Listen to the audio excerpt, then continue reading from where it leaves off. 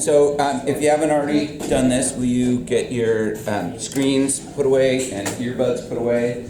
I'm going to run through a few things real quick, but for the most part, you're going to be working today, and I want to set the stage for some like parameters and let you know what I'm expecting to see and how I'm going to be scoring it, because it'll be a little bit different from what we've usually done.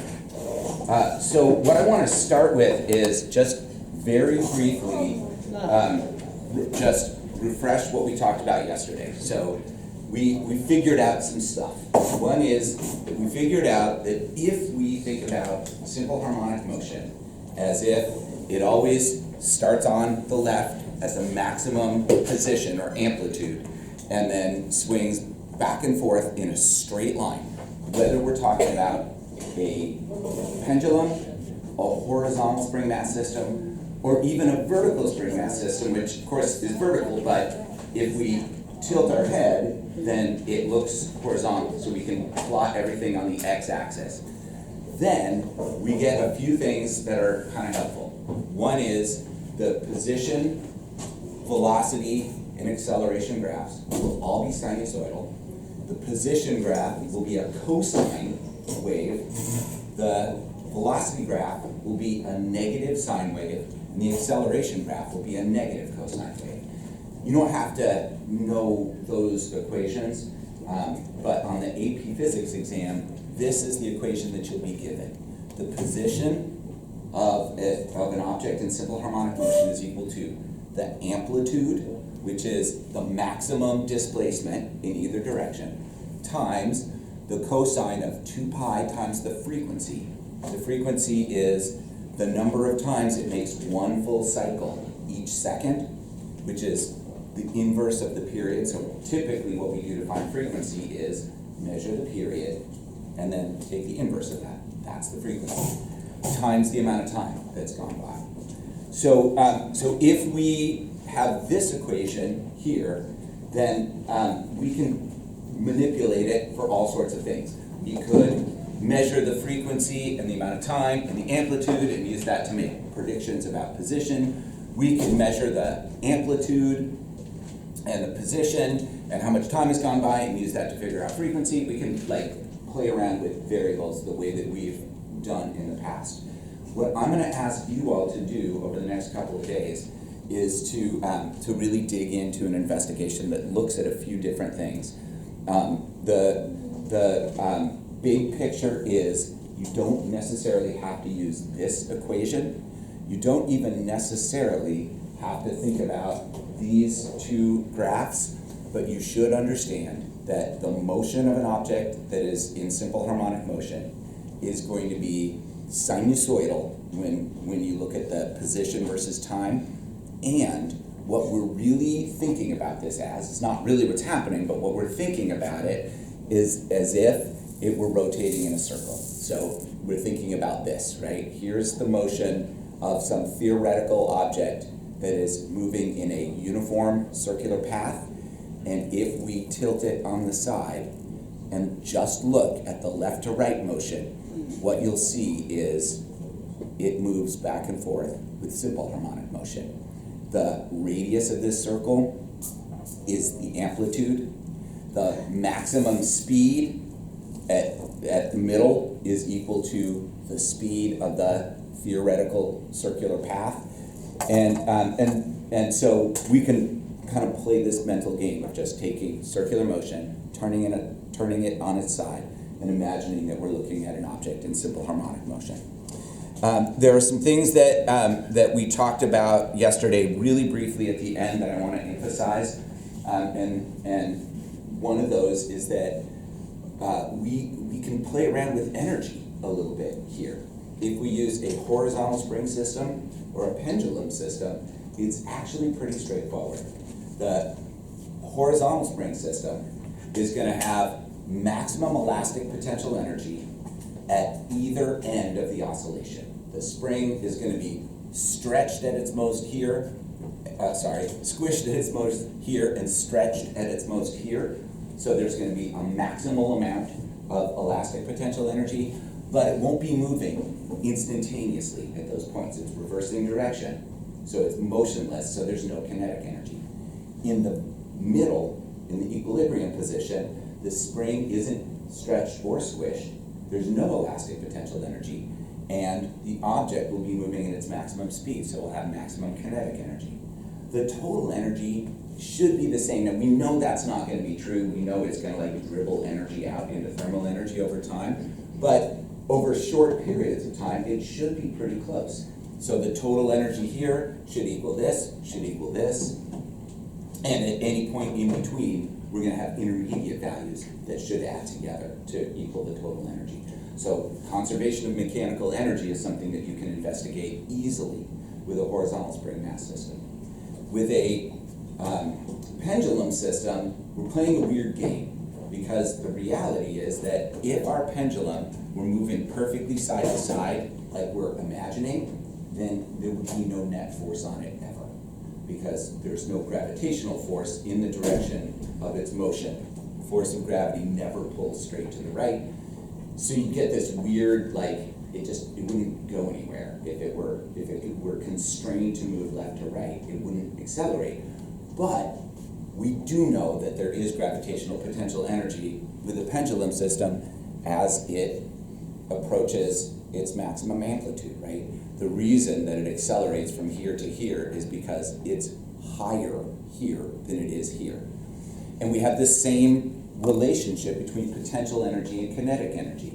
At the extreme positions, at the maximum distance from equilibrium, we have maximum gravitational potential energy. In the middle, we have maximum kinetic energy. We have no gravitational potential energy in the middle. It's at the lowest point it's going to be, and we have no kinetic energy at either end because it's not moving. So again, we have this equivalence. All three of these totals should be the same, and the totals in between should be the same, at least for short periods of time. So that gives us a way to think about making some measurements and predictions. And then lastly, a vertical spring mass system. This is more complicated because there are two equilibrium positions we have to think about. There's the equilibrium position of the spring with nothing on it. That's where x equals 0. The spring isn't squished or stretched. There's also another equilibrium position, the equilibrium position of the spring mass system.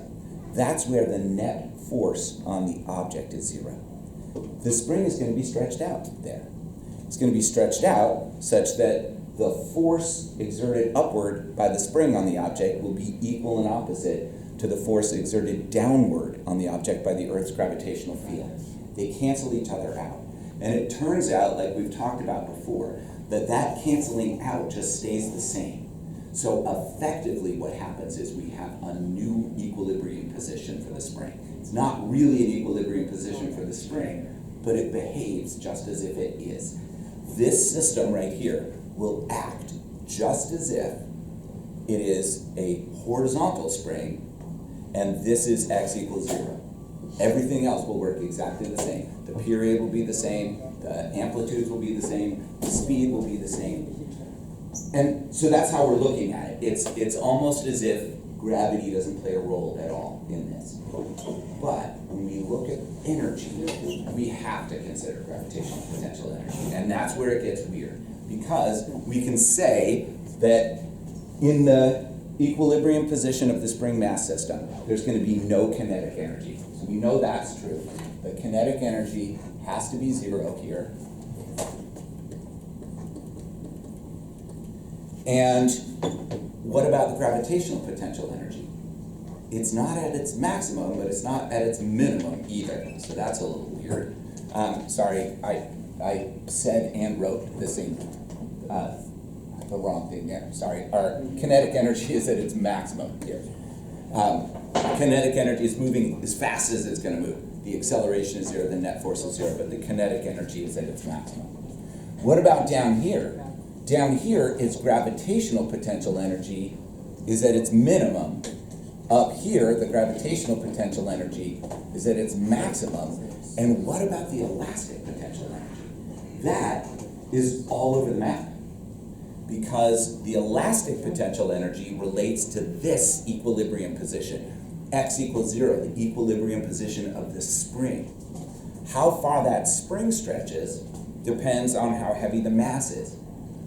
Where the spring is in relationship to its equilibrium position at any one time depends on the amplitude of the oscillations.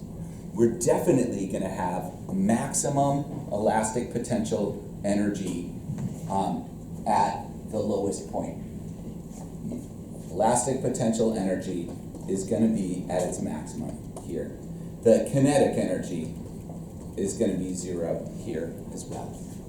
Right? It's not moving at all when it's all the way down at the bottom. It's at its lowest point, but the spring is as stretched as it's going to get. It's never going to be stretched more than that. So all of the energy is in elastic potential energy. But in the middle, there is some elastic potential energy. So there's some gravitational potential energy. It's intermediate. And there is going to be some elastic potential energy that's going to be related to L, which is the distance between the spring's equilibrium point and the spring mass system's equilibrium point. This elastic potential energy is going to be 1/2 KL squared.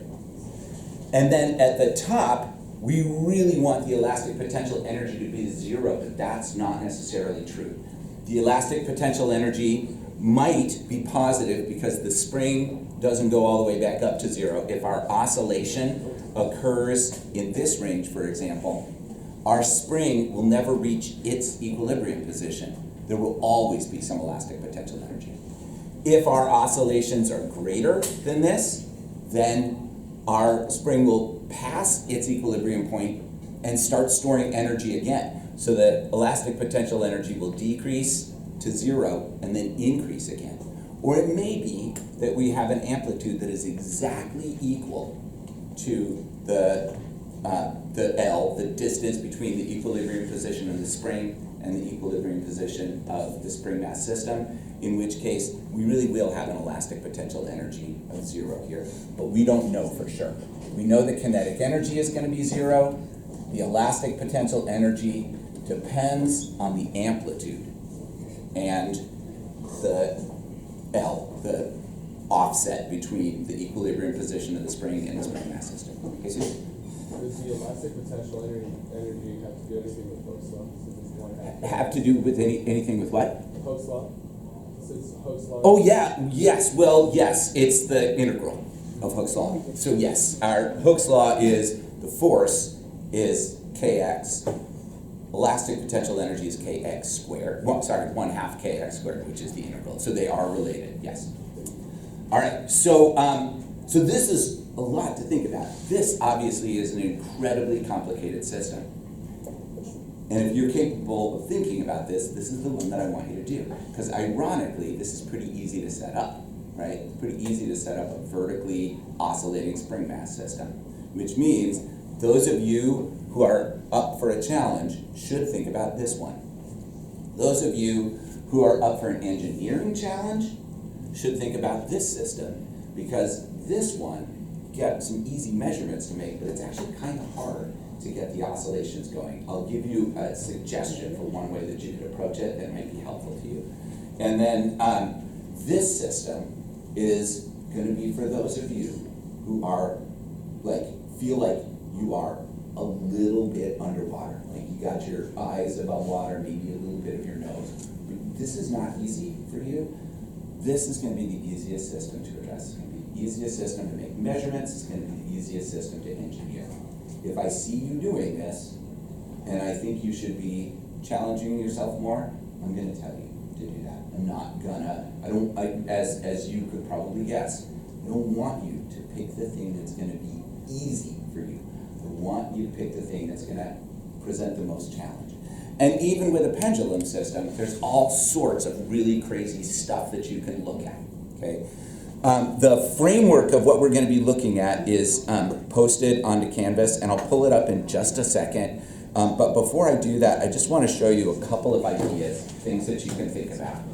First of all is a vertically oriented spring mass system looking at energy. That is really complicated, and you're like, many of you will really enjoy that challenge. Those of you who are like mired in AP tests and coming apart at the seams, maybe not the best choice for you. And I understand that. That's a really tricky one, but it also would be really fun.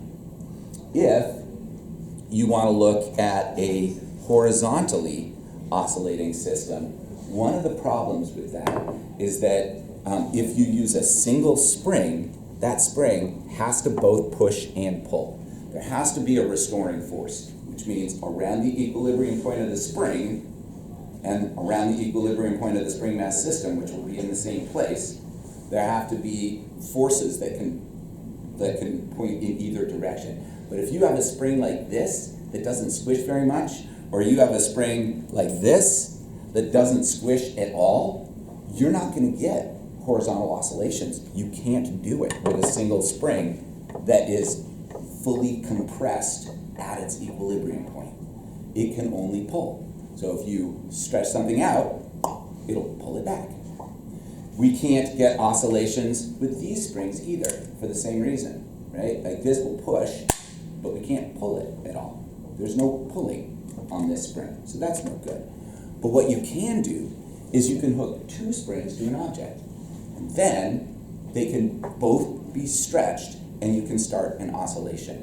You'll need an object that's not experiencing very much friction between the surface that it's on and it. So you could do this with a supercart. Have two springs attached to the cart, oscillate back and forth. Like I said, that's going to be a bit of an engineering challenge, but it could be really kind of fun. And then the last thing to think about is looking at pendulum systems and maybe using pendulum systems and spring mass systems in conjunction with each other. So this would be a way to kind of think about something complicated where, for example, what do you need to do to get the period to be the same? And what does that tell you about our parameters?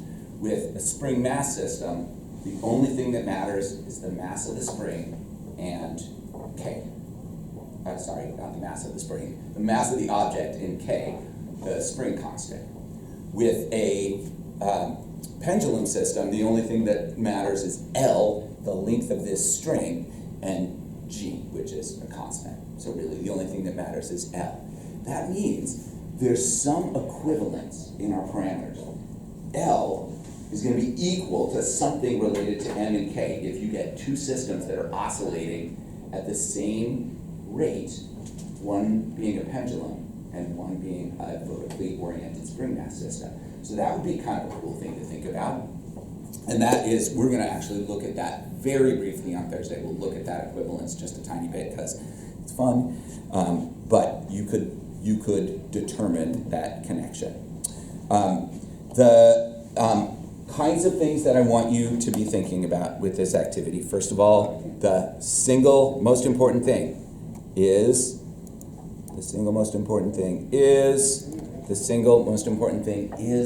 I want you to be thinking and learning and challenging yourself and having fun. It should not be stressful. It should just be fun. You're playing around with stuff. If you approach this with the right attitude, you're thinking and you're trying to figure stuff out, and you end up not being able to finish it, which is reasonably likely given how broad this problem is, that's fine. You can get full credit for thinking and learning and writing a whole bunch of stuff down and taking some pictures and then turning it into me and saying, I didn't even get close, but this is where I started. That is awesome. That is really awesome. Where I'm gonna not award points is if people are not solidly focused on trying to understand these basic concepts of simple harmonic motion. How is it that amplitude and speed and period are related? How is it that mass and spring constants relate to lengths of pendulums? And there are some measurements that I want you to make, and I'm gonna It's in the assignment. I'll show you right now. And you're welcome to ask like how you might do these things, but we've done all these things already. Very briefly, I want you to find the maximum velocity of an oscillating object. I told you that we were going to do this using tracker because that's really the only way to do it. So I want you to do that. You'll have a pendulum, you'll have a spring mass. As it passes the equilibrium point of that system, you can use tracker to find the instantaneous velocity, the way that we did when we were like first using tracker to find the instantaneous velocity with gravitational potential energy, finding the speed of a falling object. And then I want you to measure the amplitude of the oscillations. Without that, you're not going to be able to get like energy or anything like that. So that's a measurement that you have to be able to take. It may be something that you can just like hold up a ruler and see. It's more likely that you'll need to use video and put a ruler up next to your object as it oscillates, because otherwise what's going to happen is it's just going to be moving too fast for you to get a good picture of where it is at the extremes. Remember, the amplitude is just how far away it is from its equilibrium position at its maximum distance. That's it. And then the period of oscillation, same deal. You might be able to use a stopwatch for that, but most of you probably found that's a pretty crummy way of doing it. With video, it's way easier because each frame is generally going to be either a 30th or a 60th of a second. So you can count frames, or you can just look at the time of the video, or you can put a timer in there and make your video with the timer. Any or all of those things are acceptable.